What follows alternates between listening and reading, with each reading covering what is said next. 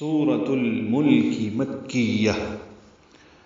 بسم اللہ الرحمن الرحیم۔ تبارک الذی بیدہ الملک وہو علی کل شیء قدیر۔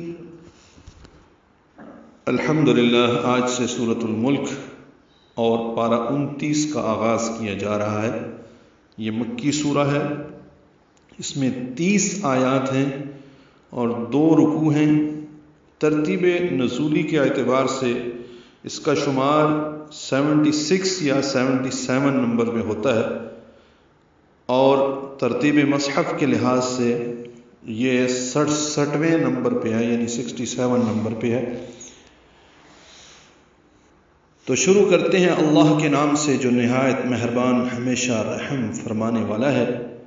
تجویدی قواعد: بسم اللہ الرحمن الرحیم میں با کو سین سے ملانا ہے، سین ساکن ہے، اس میں ہمز میم کی زیر کی وجہ سے لام اس میں جرالہ باریک پڑھیں گے۔ یہ میم کو جو لام سے ملا رہے ہیں ادغام شمسی ہو رہا ہے۔ اسی طرح ہا کو الرحمن کی را سے ملا رہے ہیں، یہ بھی ادغام شمسی ہے۔ را پر پڑھیں گے، ہا ساکن پہ ہمز ہے، یعنی سانس جاری رہے گی۔ میم کو 2 حرکات لمبا کرنا ہے، نون کو پھر را سے ملانا ہے، ادغام شمسی ہے۔ جہاں ادغام شمسی ہو رہا ہوتا ہے وہاں پہ لام نہیں پڑھا جاتا، یا الف لام دونوں نہیں پڑھے جاتے۔ را پر ہے، ہا وسط حلق سے ادا کریں گے، لمبا کریں گے، اور میم پہ ہم نے وقف کر دیا تو الرحیم ہو جائے گا، یعنی بسم اللہ الرحمن الرحیم۔ ملانا ہو تو میم کی نیچے زیر ہے وہ پڑھیں گے، پھر آگے سورہ شروع کر دیں گے، پھر وقف نہیں کر سکتے۔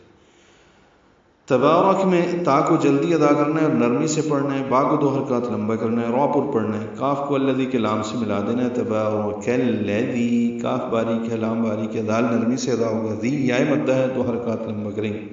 بیدہ، با یا اور دال جلدی ادا کریں گے۔ ہی کھڑی زیر تھی لیکن الملک کا حمزہ عرضی ہے، جس کی وجہ سے ہا کی کھڑی زیر کو زیر میں تبدیل کر کے لام سے ملا دیا گیا، تو بیدہ الملک ہو گیا۔ لام ساکن پہ اظہار قمری ہے، ملک میں دوسرا لام بھی ساکن ہے، وہ اس پہ اظہار ہے۔ کاف پر ہم پیش پڑھیں گے، زا کا یوں سمجھے ضعیف وقف ہوتا ہے، ملا کے پڑھنا بہتر ہے۔ بیدہ الملک وہو، دونوں واؤں ہونٹوں کی نا تمام گلائی سے ادا کریں گے، جلدی پڑھیں گے۔ وہو علی، لام کو 2 حرکات لمبا کرنا ہے، عین وسط حلق سے ادا کرنا ہے۔ کلی، علی کلی اکٹھا پڑھیں گے، کاف لام باریک ہے، کاف کو لام سے ملانا بھی ہے۔ شیء یا لین ہے، اس کو شیء نہیں پڑھنا، شیء یا لین معروف طریقے سے پڑھیں گے، شیء پڑھتے ہیں۔ یا ساکن سے پہلے زبر آئے تو یا لین ہوتی ہے، تنوین کے بعد قاف آنے کی وجہ سے اخفا ہے، تو شیء یہ اخفا ہوا۔ قدیر میں قاف پر ہے، دال نرمی سے ادا ہوگا۔ دی یا مدہ ہے، اور را وقفاً باریک پڑھی جائے گی۔ قدیر، کیونکہ اس سے پہلے یا ساکن آ گئی ہے۔ جب بھی یا ساکن ہو اور را پہ وقف کریں، را ساکن کریں یا را ساکن ہو پڑھیں تو وہ را باریک ہوتی ہے، تو قدیر، اب را باریک ہوگی۔ ملانے کی صورت میں را پر پیش ہے، نظر پیش آ رہی ہے، اصل میں 2 پیشیں ہیں، یہ شیء قدیرن ہے، را پر 2 پیشیں، اور اس میں آخر میں نون آتا ہے۔ یہاں پہ ایک آپ کو نون ملے گا جو نون قطنی ہے، چھوٹا نون لکھا ہوا ہے، اس کو الذی کے لام سے ملا دینا ہے، تو قدیرن کی جگہ قدیرو ایک پیش پڑھ کے ایک زیر نون قطنی والی وہ الذی کے لام سے ملا دیں گے، تو قدیرن الذی ہو جائے گا۔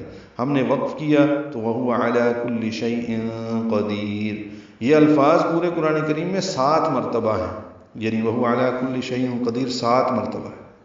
وہ ذات بڑی ہی بابرکت ہے جس کے ہاتھ میں کائنات کی سلطنت ہے اور وہ ہر چیز پر قادر ہے۔